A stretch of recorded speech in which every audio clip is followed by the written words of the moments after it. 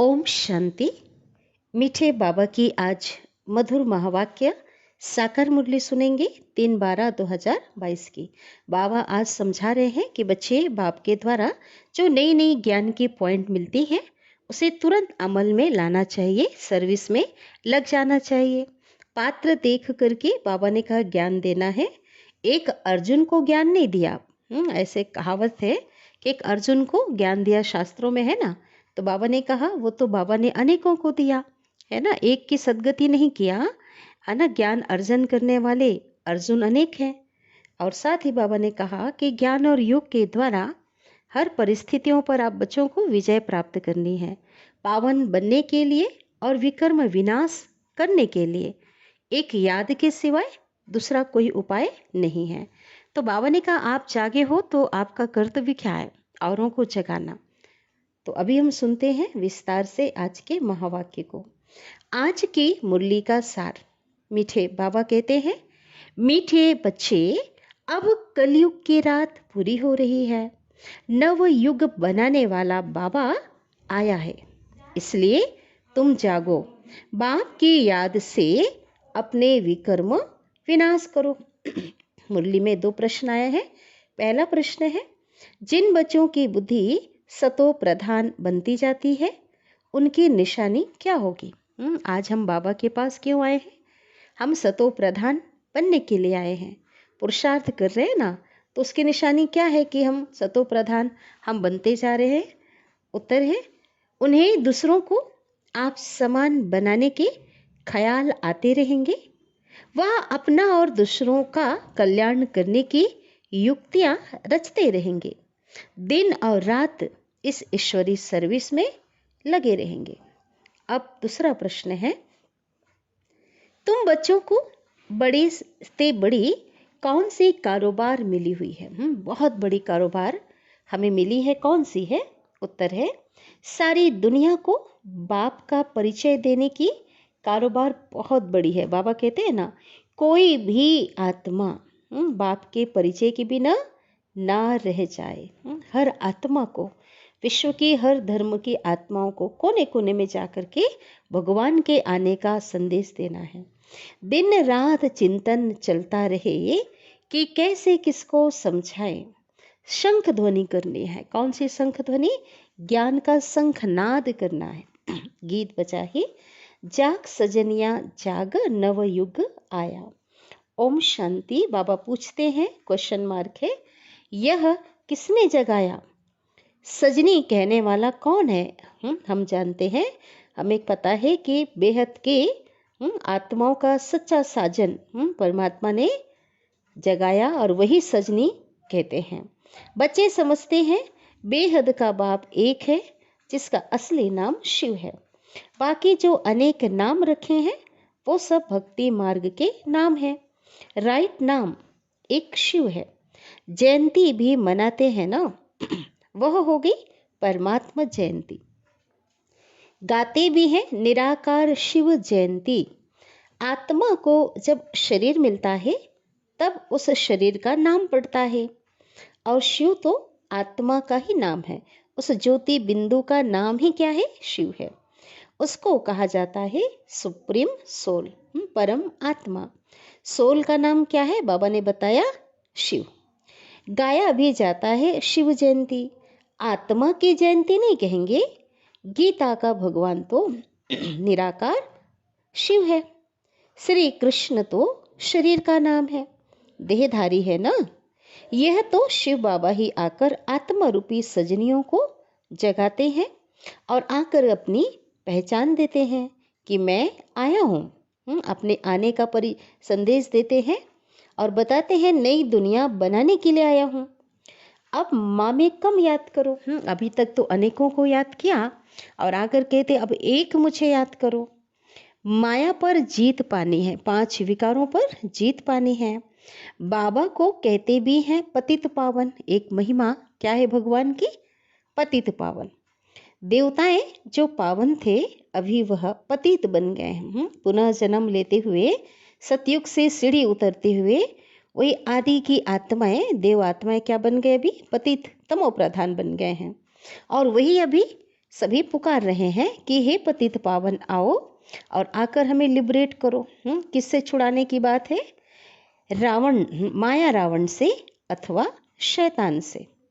मनुष्यों को यह समझ में नहीं आता है कि अभी चलना है, घर जाने का समय आ चुका है। सृष्टि रूपी रंगमंच में यह नाटक समाप्त हो रहा है, ये लोगों को समझ में नहीं है।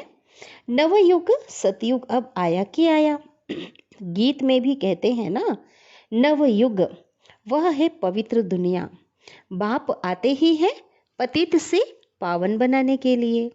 नई दुनिया को नया युग अथवा सतयुग कहा जाता है और यह पुरानी जो दुनिया है इसको कहा जाता है कलयुग।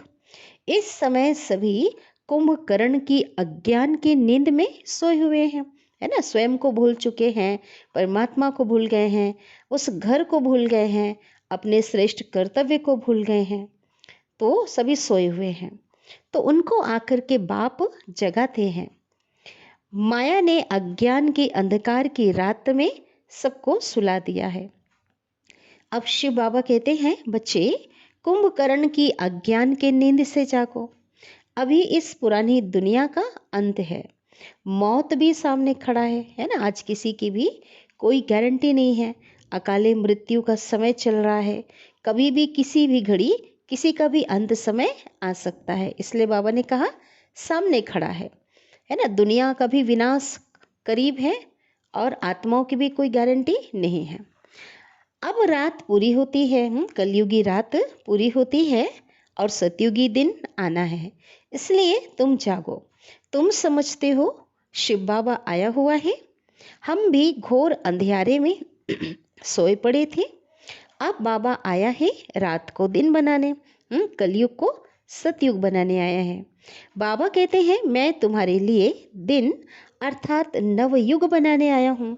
अब मुझे याद करो तो तुम्हारे विकर्म विनाश होंगे, क्योंकि इस समय सब पतित हैं।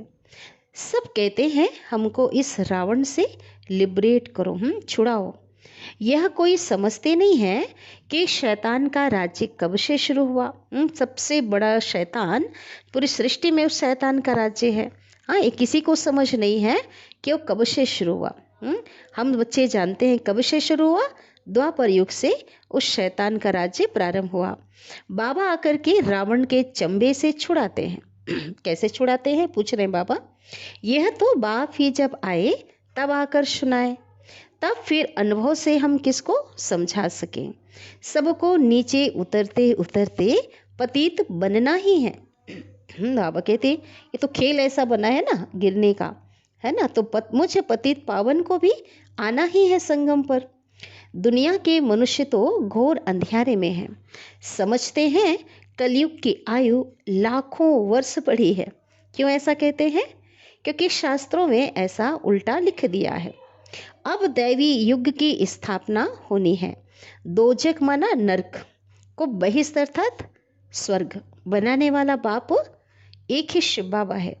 बाप कोई दोजक थोड़े रचेंगे, भगवान नरक नहीं रचते, वो तो नरक को स्वर्ग बनाते हैं। बच्चों को अब यह पक्का निश्चय है कि बाबा भगवान हमको पढ़ाते हैं, बहुत समय से पढ़ाते रहते हैं। कितने वर्ष हो गए, 1936 से पढ़ा रहे हैं। अब त्रिमूर्ति शिव जयंती आने वाली है। लिखना है शिव जयंती सो गीता जयंती। श्री कृष्ण जयंती तब मनाते हैं जब मनाते हैं तब गीता जयंती नहीं मनाते हैं, है ना। श्री कृष्ण तो छोटा बच्चा है, जब वह बड़ा हो तब गीता सुनाए। इसलिए त्रिमूर्ति शिव जयंती माना ही गीता जयंती, क्योंकि गीता ज्ञान किसने दिया? भगवान शिव ने दिया। यह बहुत समझने की बातें हैं। वो लोग गीता जयंती को अलग कर देते हैं। क्यों? क्योंकि समझते हैं श्री कृष्ण तो छोटा बच्चा है, वह जन्मते ही गीता कैसे सुनाएगा। उन्हें ये नहीं पता है कि बड़ा होकर भी वो गीता ज्ञान कृष्ण नहीं सुनाएंगे, क्योंकि वो तो सतयुग का राजकुमार है ना। उसकी जरूरत तो इस समय है गीता ज्ञान की। धर्मग्लानी के समय भगवान शिव सुनाते हैं। तुम बच्चों को बाप बैठ राजयोग सिखला रहे हैं। यह भी गाया हुआ है, सेकंड में जीवन मुक्ति। बैरिस्टर के स्कूल में बैठा तो बैरिस्ट्री पढ़ने लग पड़ते हैं, है ना। कोई वकालत कर रहे हैं, है ना, उसके कॉलेज में बैठेंगे तो वही पढ़ेंगे। उसमें एम ऑब्जेक्ट है मैं बैरिस्टर बनूंगा। बाकी उसमें ऊंच पद पाना यह फिर पढ़ाई पर मदार है। कोई फिर अच्छा पढ़ते हैं तो ऊंच पद पाते हैं, है ना, लौकिक दुनिया की बात है। और नहीं पढ़ते हैं तो पद भी कम हो जाता है। सारा मदार पढ़ाई पर है। इसी प्रकार बाबा कहते यहाँ भी तुम कौन सी पढ़ाई पढ़ने आए हो? मनुष्य से देवता बनने आए हो, लेकिन यहाँ भी पढ़ाई पे मदार है। जो जितने अच्छे से पढ़ाई पढ़ेंगे उतने ऊंचे पोजीशन में जाएंगे। देवताओं में भी नंबरवार मर्तबे है ना, पद पोजीशन है। कोई फर्स्ट क्लास, कोई सेकंड क्लास, कोई थर्ड क्लास। तो ये सब गुप्त बातें हैं, कोई की बुद्धि में आ ही नहीं सकती कि कैसे हम अपना राज्य भाग्य स्थापन कर रहे हैं। महाभारत लड़ाई भी लगने वाली है ना। अभी हुई नहीं है, लक्षण दिखाई दे रहे हैं, है ना। तो ये बाबा कहते कब होगी? वो थर्ड वर्ल्ड वार जिसको कहते हैं ना, विश्व युद्ध, अणु परमाणु जो बम्स मिसाइल आदि जिसमें यूज़ होंगे, तो महाभारत लड़ाई अभी होने वाली है। बाबा कहते हैं ना अंतिम लड़ाई है। परंतु पांडव संप्रदाय तो लड़ते नहीं, उसमें तो कौरव पांडव का युद्ध दिखाया। और पांडव तो हम भगवान के बच्चे, हम तो अहिंसक, हमारी लड़ाई है माया से है, हम लड़ते नहीं हैं। असुर और कौरव संप्रदाय आपस में लड़ झगड़ कर खत्म हो जाते हैं। तो अब तुम बच्चों को पुरुषार्थ करना है, समझाना भी है। बाबा समय प्रति समय डायरेक्शन देते रहते हैं ना, निर्देश देते हैं। निराकार परमपिता परमात्मा राजयोग कैसे सिखलाएंगे? वो तो निराकार है, क्वेश्चन मार्क, है ना। फिर बाबा बताते जरूर शरीर में आएंगे ना। बाप इस समय आए हैं ब्रह्मा के तन में और श्रीमत दे रहे हैं, है ना। निराकार साकार में आए हैं। बच्चे तुमको याद की यात्रा पर रहना है, मुझे याद करो। यह योग अग्नि है, तो इस योग अग्नि से ही तुम्हारे विकर्म विनाश होंगे। दिन प्रतिदिन तुमको अच्छी अच्छी पॉइंट्स मिलती रहती है। हम रोज जो मुरली सुनने वाले बाबा के बच्चे हैं इस बात को अनुभव करते हैं, है ना। कितनी रमणीक बातें बाबा हमें समझाते हैं, नई नई ज्ञान की पॉइंट सर्विस करने के लिए, है ना, नशा खुशी चढ़ाने के लिए अलग अलग पॉइंट मिलती है। पतित पावन बाप को बुलाते भी हैं ना कि आओ और आकर हम पतितों को क्या करो, पावन बनाओ। फिर इधर पतित पावन बाप को बुलाते हैं, उधर दूसरी तरफ क्या करते, गंगा में जाकर स्नान करते हैं। तो बाबा कहते तुम लिख सकते हो, बड़े बड़े अक्षरों में लिख सकते हो। क्या लिख सकते हो कि पतित पावन तो परमपिता परमात्मा को कहा जाता है। ज्ञान का सागर भी वही है, सारी दुनिया को पावन बनाते हैं। सारी दुनिया का सवाल है ना, एक दो को पावन बनाने की बात नहीं। अब पूरी दुनिया पावन कैसे बने, क्वेश्चन मार्क पूछ रहे हैं बाबा। गंगा जमुना आदि ये नदियां तो चली आती हैं, उसको बुलाने की बात तो नहीं है, सदा यहाँ बह रही है ना। अभी कलयुग का समय है ना, तो कुछ गड़बड़ हो जाती है। सतयुग में तो फिर सभी नदियां अपने ठिकाने पर आ जाएंगी, परंतु इनसे कोई पावन नहीं बनते हैं। बहुत क्लियर करके समझाना है। पर्चे भी बांटने हैं, वह भी आदमी आदमी देख करके देना है। जो ज्ञान की बातें हैं, पर्चे भी बाबा कहते हैं ना कभी कभी नब्ज देख कर दो, है ना। मुख्य 2-3 पॉइंट्स जरूर समझानी है। वास्तव में इस समय सब पतित और भिखारी हैं, सब की उतरती कला है। इसलिए जो धर्म पिता है ना सिख धर्म के, गुरु नानक ने भी क्या कहा, मूत पलीती कपड़ धोए। भारत को श्रेष्ठाचारी तो बनना ही है, इसको भ्रष्टाचारी कहेंगे। माना इस समय सभी मनुष्यों को क्या कहेंगे, दुनिया ही भ्रष्टाचारी है। श्रेष्ठाचारी हैं तो सिर्फ देवताएं, इस समय और कोई बन भी ना सके, है ना श्रेष्ठाचारी। क्यों?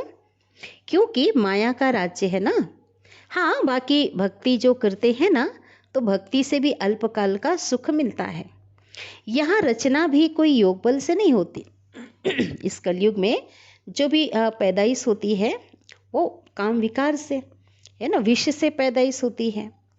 पहले थोड़े होते हैं, फिर वृद्धि होने से संख्या बढ़ती जाती है, फिर आपस में लड़ते हैं। हर एक को पहले सुख फिर दुख देखना है। किसको? जो आत्मा परमधाम से सृष्टि पे पाठ बजाने आती है, क्योंकि जब आई है उस समय तो आत्मा सतो प्रधान है, उस समय कोई उसका कार्मिक अकाउंट नहीं है। हाँ, उस समय तो वो सुख ही अनुभव करेगी, है ना। लेकिन जैसे जैसे वो जन्म लेती जाती है तो कार्मिक अकाउंट के हिसाब से क्या होता है, दुख भी उनको अनुभव होता है।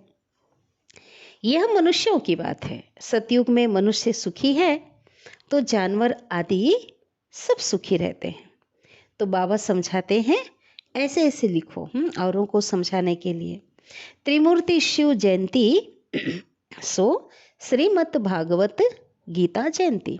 हाँ, भगवान की जयंती होगी, भगवान का अवतरण होगा, तभी तो गीता ज्ञान देंगे ना। फिर समझाना भी है। जो समझते हैं उन्हों की दिल होती है कि यह बातें क्या करना है, दूसरों को भी जाकर हम समझाएं। अब समझाने बिगर वृद्धि कैसे होगी? आज देखो, आज इस ईश्वरी ब्राह्मण परिवार की संख्या लाखों में है, तो लाखों में कैसे वृद्धि हुई? 400 लोगों से शुरू हुआ ये ईश्वरी यज्ञ, आज लाखों की तादाद में पहुंच गया है ना। सभी ने एक दो को समझाया है ना तो समझाते समझाते क्या हो गई, इतनी संख्या हो गई। अब ड्रामा अनुसार जिनका जो पार्ट है समझने का और समझाने का, वो अपना पार्ट बजाते हैं। इधर दूसरी ओर क्या हो रही है, भक्ति का पार्ट भी दिन प्रतिदिन जोर होता जाता है। गाया हुआ है ना, जब भंभोर को आग लगती है ना, इस पुरानी दुनिया को जब आग लगती है तब सबकी आंख खुलती है। विनाश काल के समय लोग जागेंगे। तुम बच्चों को तो शंख ध्वनि ज्ञान शंखनाद करना है, रात दिन चिंतन चलना चाहिए। कैसे किसको समझाएं, है ना। बाबा का परिचय कैसे हर आत्मा तक पहुंच जाए, ये चिंतन चलना चाहिए। युक्ति निकालो, कहता है बाबा। सारी दुनिया को बाप का परिचय देना है। कितनी बड़ी कारोबार है दुनिया, देखो कितनी बड़ी है। बहुत धर्म है, बहुत खंड है। एक विश्व कितने खंडों में बटा हुआ है। सतयुग में तो एक ही धर्म होता है, फिर वृद्धि को पाते हैं। कौन सा धर्म होता है? एक आदि सनातन देवी देवता धर्म होता है। धीरे धीरे द्वापर काल से अनेक धर्म पिता आते हैं और वहाँ से अनेक धर्म जो है वृद्धि को पाते हैं। तो यह भी समझते हो ना, प्रजापिता ब्रह्मा द्वारा ही ब्राह्मण पैदा होते हैं। कौन से ब्राह्मण? ब्रह्मा मुख वंशावली संगम युगी ब्राह्मण। ब्राह्मण वर्ण भी नहीं दिखाते विराट रूप में, क्योंकि गुप्त है ना संगम युगी ब्राह्मण। तो पैदा करने वाला भी कौन है वो नहीं दिखाते हैं। तो यह भी समझाना है। औरों को क्या समझाना है? कौरव और पांडव दिखाते हैं ना, तुम हो ब्राह्मण। प्रजापिता ब्रह्मा कुमार कुमारियां हैं, तो प्रजापिता भी जरूर चाहिए, जिससे भिन्न भिन्न बिरादरियां पैदा होती है। देवता, क्षत्रिय, वैश्य, शूद्र दिखाते हैं। बाकी संगम युगी ब्राह्मणों को गुम कर दिया। किसमें से? विराट रूप का जो दिखाते हैं ना, अर्जुन को साक्षात्कार हुआ विराट रूप का, उसमें जो है ब्राह्मण को और शिव बाबा को नहीं दिखाते। गायन भी है ना, त्रिमूर्ति ब्रह्मा, परंतु त्रिमूर्ति ब्रह्मा का अर्थ तो निकलता ही नहीं है ना। उन्हों को देने वाला कौन? तुम समझते हो निराकार शिव बाबा ने ब्रह्मा मुख द्वारा बैठ करके समझाया। ब्रह्मा के मुख कमल से बच्चे पैदा होते हैं। कौन से बच्चे? हम सभी ब्रह्मा मुख कमल से हुए ना, ब्रह्मा कुमार और ब्रह्मा कुमारियां।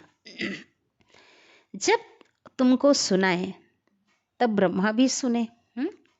शिव बाबा ने हमको सुनाया ब्रह्मा के द्वारा, तो किसने सुना? ब्रह्मा ने भी सुना। बाबा कहते ना, सबसे पहले इनके कान सुनते हैं, और तुमने भी सुना। तुम ना होते तो शिव बाबा क्या करते? एक को तो नहीं सुनाया जाता है ना। शास्त्रों में तो एक अर्जुन का नाम लिख दिया है ना, जबकि तो अर्जुन माना अभिसंगम योगी जितनी ब्राह्मण आत्माएं हैं सभी उस श्रेष्ठ ज्ञान को अर्जन करते, भगवान द्वारा सुनाए हुआ गीता ज्ञान को अर्जन करते हैं तो सभी अर्जुन हो गए। मुख्य भले एक है लेकिन अर्जुन तो अनेक है ना। तो जिस समय जो पॉइंट निकलती है उसी समय बाबा कहते सर्विस में लगना चाहिए। तुम्हें हर बात बहुत क्लियर करके बाबा के द्वारा समझाई जाती है, परंतु योग में रहें और पवित्र बने, पावन बने। ये मेहनत है। विष छोड़ना, कौन सा विष? विकारों रूपी विष, काम विकार छोड़ना, कितनी मेहनत है। 63 जन्मों का संस्कार है ना। विष पर ही झगड़ा होता है। कोई पावन बनना चाहते हैं और कोई पावन बनना ही नहीं चाहते। कहते हैं हंस और बगुले पर क्या होता है, उन दोनों का झगड़ा होता है। तो बच्चों को सर्विस पर या अटेंशन देना है कि पढ़ करके पढ़ाना है। इस सर्विस में ही कल्याण है। ओना रहना चाहिए। बाबा कहते हैं आप बच्चों को जो इतनी बड़ी जिम्मेवारी मिली है ना उसका फिक्र रहना चाहिए। जो नए आते हैं उनसे फॉर्म भराने वाले बहुत तीखे चाहिए। फॉर्म भराने समय यह पूछो, तुम साधना करते हो, मुक्ति धाम जाना चाहते हो? मुक्ति धाम का मालिक तो एक ही परम पिता परमात्मा है। वह पिता ही, वह बाप ही आकर के पावन बनाते हैं। यह स्नान आदि मना जो शरीर को जो स्नान करते पानी के द्वारा, तो ये तो भारत में ही करते हैं और धर्मों में तो नहीं करते। यह फिर अपने धर्म स्थापक के आगे माथा टेकते हैं, फूल चढ़ाते हैं, महिमा गाते हैं, परंतु उन्हों को यह मालूम नहीं है ना, धर्म पिता के आगे माथा टेकने वाले, फूल चढ़ाने वाले उस धर्म की आत्माओं को क्या पता नहीं है कि पतित पावन एक ही निराकार परमात्मा है।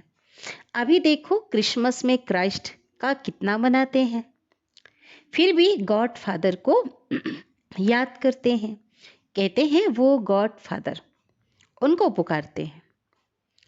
उनको भी माना क्रिश्चियन को ये नॉलेज मिलेगी। साकार में शिव बाबा ने ब्रह्मा के द्वारा ये बताया था। आज विदेशों में देखो, अमेरिका है, इधर जितने क्रिश्चियन देश हैं, रशिया, तो उनको ये ज्ञान मिला ना, तो बाबा ने आगे से बता दिया था। त्रिकालदर्शी बाबा ने क्रिश्चियन को भी, अंग्रेजों को भी ये नॉलेज मिलेगी। बाबा तो कहते हैं कि यह चित्र बनाओ, चित्र बनाओ तो विलायत में भेज दें। बेहद सृष्टि के कल्याण के लिए बुद्धि चलनी चाहिए। बाबा की मना साकार ब्रह्मा बाबा की बुद्धि तो चलती रहती है ना। इन चित्रों का कद्र बहुत थोड़ों को है। जितने चित्र हमारे बने हैं प्रदर्शनी में, है ना, ज्ञान के चित्र हैं, बाबा कहते जितनी कदर होनी चाहिए उतनी नहीं है, थोड़ों को है। बाप ने दिव्य दृष्टि द्वारा ये चित्र बनाए हैं, बनवाए हैं, है ना। कितना रिगार्ड, सम्मान होना चाहिए। इनसे तो बहुत भारी फर्स्ट क्लास सर्विस होती है। ड्रामा अनुसार कोई ऐसे निकलेंगे जो चित्र आदि बनाएंगे। जिस समय साकार में बाबा मुरली चला रहे थे उस समय उतने चित्र, आज की डेट में जो चित्र हैं वो उतने चित्र नहीं निकले थे। आज के समय में जो अलग अलग प्रकार की, भिन्न भिन्न प्रकार की जो सर्विस चल रही है वो भी नहीं था, लेकिन बाबा ने पहले से ही डायरेक्शन दिया हुआ था और बाबा को पता था। देखो बाबा क्या कह रहे हैं, आगे चलकर ऐसे बुद्धिमान बच्चे निकलेंगे जो सेवा में नई नई इन्वेंशन करते रहेंगे। आज तो यज्ञ बहुत विस्तार को पा लिया है और बाबा के अनेक अनन्य बच्चों ने इतने इन्वेंशन की है नई नई, जिससे पूरे विश्व को संदेश मिल रहा है हर प्रकार से। कोई भी जिससे बाकी नहीं रहा है ना, हर क्षेत्र में हर लोगों तक ये ज्ञान पहुंच रहा है। बाबा कहते हैं ऐसे इन्वेंशन करेंगे जिसे देखते ही दिल खुश हो जाएगा। हो रहा है ना, आज अनेक प्रकार के शो हैं, म्यूजियम हैं, लेजर शो है, बहुत सारे प्रोग्राम्स हैं।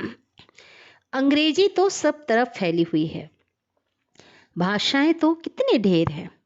सब देशों में अंग्रेजी वाले तो जरूर होंगे, इसलिए बाबा भी अंग्रेजी और हिंदी को उठाते हैं। आखिर इन सब भाषाओं में निकलेगा। आज हो रहा है ना, भारत के अनेक भाषाओं में बाबा की मुरली, बाबा का ज्ञान दिया जा रहा है। किसको भी समझाना तो बहुत सहज है, परंतु देखा जाता है किसकी बुद्धि में नहीं बैठता। वह क्या काम करेंगे। धन है और धन दान नहीं करते हैं, उनको मनहूस कहा जाता है। एक कान से सुनते हैं, दूसरे से निकाल देते हैं। हर एक को अपनी उन्नति का ख्याल जरूर होना चाहिए। संग के रंग में नहीं आना है, सर्विस में बिजी रहना है, नहीं तो बड़ा भारी घाटा पड़ जाएगा। अपनी उन्नति के लिए कोशिश जरूर करना चाहिए। बाबा ने कहा, बाबा मैं जाकर के बहुतों को आप समान बनाने की सर्विस करती हूँ। ऐसे ऐसे ख्याल आने चाहिए। उनको कहा जाता है सतो प्रधान बुद्धि। तमो प्रधान बुद्धि ना अपना ना दूसरों का ख्याल करते हैं, उनको बेसमझ कहा जाता है। सतो प्रधान बुद्धि समझदार हैं। हिसाब किताब भी कोई कोई का बहुत कड़ा है है ना। बाबा कहते कई लोगों का हिसाब किताब बहुत कड़ा है, समझते हुए भी फंसे हुए रहते हैं। इस समय तो रात दिन सर्विस में लगा रहना चाहिए। खुद की कमाई है। मुझे बाप से पूरा वर्षा लेना है, नहीं तो कल्प कल्प का घाटा पड़ जाएगा। पहले अपना कल्याण करेंगे, वो दूसरों का करेंगे। जब अपना ही कल्याण नहीं करेंगे तो दूसरों का तो कर नहीं सकेंगे। इसलिए बाबा ने कहा हर एक को अपना फिक्र होना चाहिए। मुझे बाबा से पूरा वर्षा लेना है। अच्छा, बाबा से याद प्यार ले लेते हैं।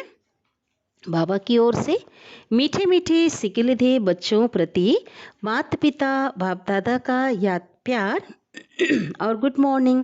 रूहानी बाप के रूहानी बच्चों को नमस्ते, और हम रूहानी बच्चों के रूहानी माता पिता बाप दादा को याद प्यार, गुड मॉर्निंग और नमस्ते। शुक्रिया बाबा, शुक्रिया आपका दिल से पद्मा पदम गुणा शुक्रिया। धारणा के लिए मुख्य सार, पहली पॉइंट है ज्ञान धन दान करने में मनहूस नहीं बनना है। अपनी और दूसरों की उन्नति करने के लिए युक्ति निकालनी है। बाबा कहते भगवान ने हमें दिया है ज्ञान धन, क्यों दिया है? दान करने के लिए। तो कंजूसी नहीं करनी है ना, अपनी भी उन्नति हो और दूसरों की हो उन्नति हो। इसके लिए अनेक प्रकार की युक्तियां उपाय निकालना है, इन्वेंशन करनी है। दूसरी पॉइंट है मनुष्य से देवता बनने की पढ़ाई पढ़नी है और पढ़ानी है। सर्विस और पढ़ाई, बाबा कहते दोनों पर पूरा अटेंशन देना है। कड़े हिसाब किताब को योग बल से चुकतो करना है। बाबा ने बताया ना, कई आत्माओं के जो हिसाब किताब पिछला जो है वो क्या है, बहुत कड़ा है। तो उसको क्या करना है, जितना बाबा को याद करेंगे उतना क्या हो जाएगा, हल्के हो जाएंगे, है ना। उतना भोगना नहीं पड़ेगा, माइनस हो जाएगा। सदगुरु बाबा हम बच्चों को वरदान दे रहे हैं, याद और सेवा द्वारा अपने भाग्य की रेखा श्रेष्ठ बनाने वाले भाग्यवान भव। वरदान को अमल में लाना है, आत्मसात करनी है ना। किसके द्वारा हम अपनी रेखा को भाग्य की श्रेष्ठ बना सकते हैं? बाबा की याद और ईश्वरी सर्विस द्वारा। विस्तार है, ब्राह्मणों की जन्म पत्री में तीनों ही काल अच्छे से अच्छे हैं। कौन सा? जो हुआ वो भी अच्छा, और जो हो रहा है वो तो और अच्छा है ना। हम भगवान के बने हैं और परमात्मा से हम पढ़ाई पढ़ रहे हैं, उनकी पालना में पल रहे हैं, श्रेष्ठ बन रहे हैं। इसलिए जो हो रहा है तो बहुत अच्छा है, और जो होने वाला है वो तो बहुत बहुत अच्छा। बाबा के साथ हम मुक्ति धाम घर जाएंगे, फिर जीवन मुक्ति में हम सतयुग में आएंगे, मालिक बनेंगे। हजारों वर्षों तक क्या करेंगे, राज्य भाग्य हमें मिलेगा, वो तो बहुत अच्छा है। तो तीनों कालों की नॉलेज हमें है, हम त्रिकालदर्शी बने हैं, तो इसलिए हमारा तीनों काल बहुत अच्छे से अच्छा है। सभी के मस्तक पर श्रेष्ठ तकदीर की लकीर खिंची हुई है ना, तभी तो भगवान के बने हैं। सिर्फ याद और सेवा में बिजी रहो, सदा बिजी रहो। बाबा कहते यह दोनों ऐसे नेचुरल हो जाएं, जैसे शरीर में श्वास लेना नेचुरल है। हम जो सांस लेते हैं ये क्रिया अपने आप होती है ना। तो बाबा कहते इसी प्रकार हमें भी क्या करना है, बाबा की याद और सेवा हमें मेहनत करनी ना पड़े, ऑटोमेटिकली चलती रहे, नेचुरल हो जाए। भाग्य विधाता शिव बाबा ने याद और सेवा की यह विधि ऐसी दी है जिससे जो जितना चाहे उतना अपना श्रेष्ठ भाग्य बना सकते हैं। बाबा ने किसी को इसमें कम या ज़्यादा बाबा ने नहीं दिया है, विधि सबको एक जैसी दी है। जो उस विधि को अमल में लाएगा वही सिद्धि स्वरूप बनेगा। तो हर एक को क्या है, फुल चांस है अपने भाग्य को श्रेष्ठ बनाने के लिए। ठीक है। स्लोगन, आज की मुरली का स्लोगन है, संतुष्टता की सीट पर बैठकर परिस्थितियों का खेल देखना ही संतुष्ट मणि बनना है। आप संतुष्टता की सीट पर कौन बैठ सकता है? जिसने भगवान को पा करके सब कुछ पा लिया, जिसने परमात्मा को अपना संसार बना लिया। कहते ना, पाना था सो पा लिया, और बाकी क्या रहा? तो क्या बन गए? संतुष्ट हो गए, है ना। भगवान मिला, इतनी प्राप्तियां हुई संगम युग में, तो क्या हो गए? संतुष्ट हो गए। तो ज्ञान के आधार पे संतुष्टता की सीट पर जब बैठेंगे तो परिस्थिति भी क्या नजर आएगी? खेल। बाबा ने बताया है, और खेल जो है ना, उसको खेलना अच्छा लगेगा। परिस्थितियां जो है उसको खेल की तरह देखें तो खेल से तो कोई घबरा नहीं सकते ना, तो उस खेल को खेलना अच्छा लगेगा। तो इस प्रकार बाबा ने कहा, स्वमान की सीट पर, संतुष्टता की सीट पर बैठना है और परिस्थिति की खेल को देखना है ना।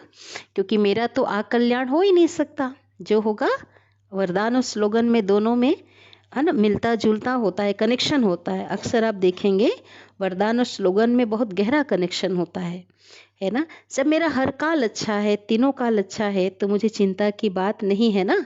परिस्थिति भले आई है, लेकिन स्व स्थिति से परिस्थिति को पार हम कर लेंगे। पार करते हुए संतुष्ट मणि बनना है, साक्षी होकर देखना है।